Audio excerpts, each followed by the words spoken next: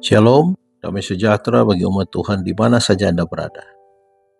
Puji Tuhan, karena sampai saat ini kita masih diberikan kesehatan dan kesempatan untuk membaca dan merenungkan firman Tuhan. Mari sejenak kita menenangkan hati dan memusatkan pikiran kepada Tuhan, supaya melalui firman-Nya malam ini kita memperoleh kekuatan, penghiburan, dan damai sejahtera. Mari berdoa. Bapa kami yang di surga, kami bersyukur untuk penyertaan-Mu sepanjang hari ini.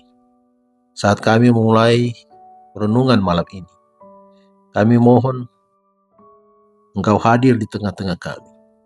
Bukalah hati dan pikiran kami, agar kami dapat memahami firman-Mu dan melakukannya dalam kehidupan kami sehari-hari. Kiranya Roh Kudus menuntun dan memberkati persekutuan kami malam ini. Di dalam nama Tuhan Yesus Kristus kami sudah berdoa. Amin. Judul renungan malam ini, janji-janji dan doa.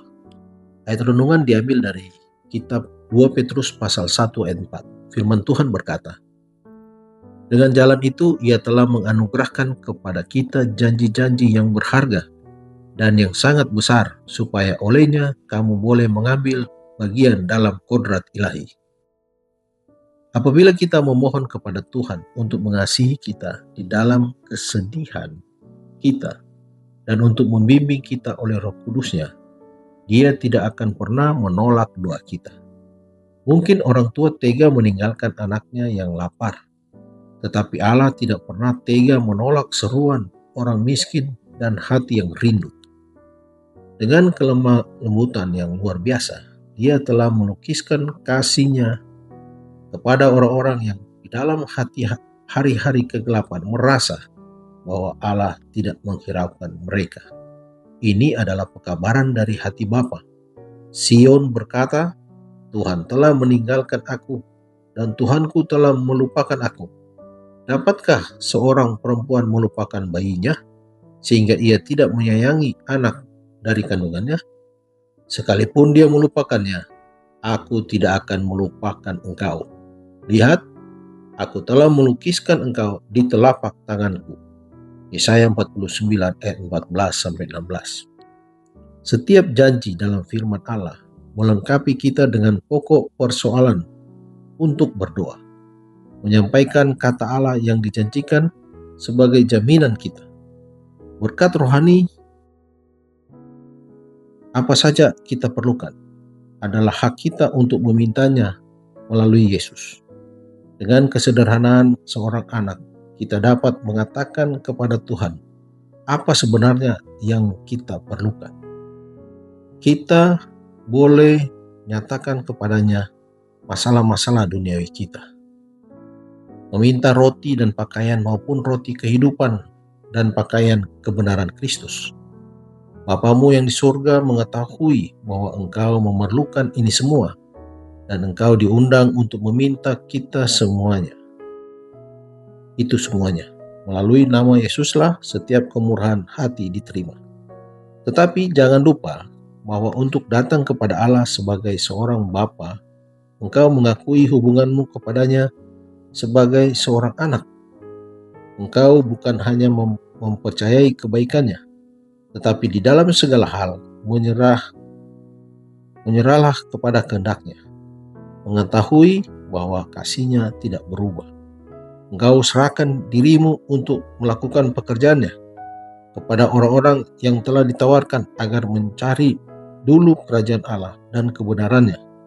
Diberikan janji ini, mintalah maka kamu akan menerima. Yohanes 16 ayat 24. Pemberian-pemberian dari Dia yang mempunyai segala kuasa di surga dan dunia disimpan untuk anak-anak Allah. Pemberian-pemberian yang sangat berharga datang kepada kita melalui pengorbanan darah penebus yang mahal.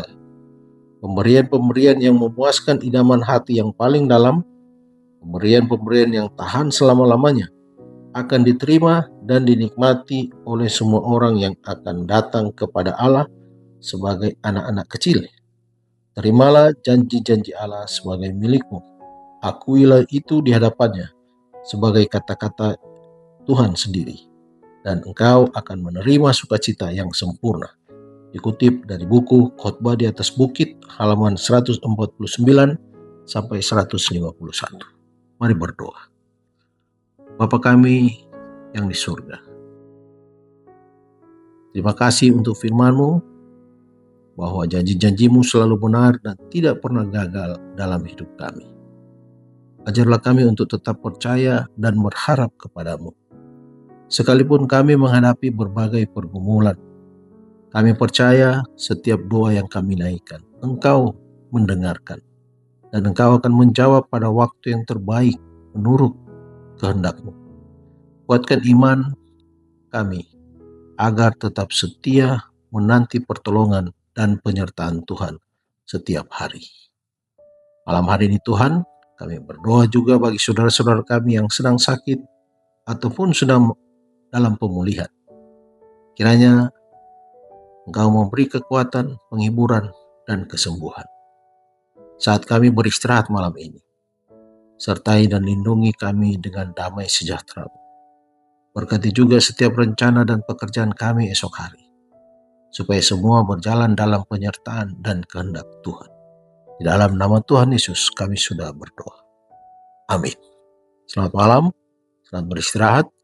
Tuhan Yesus memberkati.